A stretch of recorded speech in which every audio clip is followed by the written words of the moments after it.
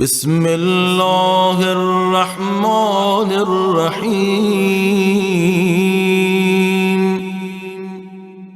اللهم اجعل سعي فيه مشكورا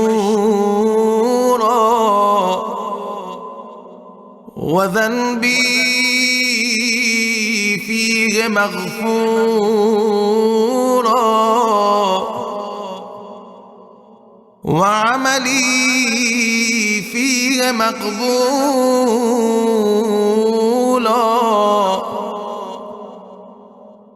وعيبي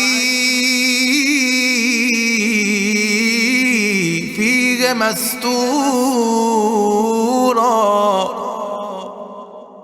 يا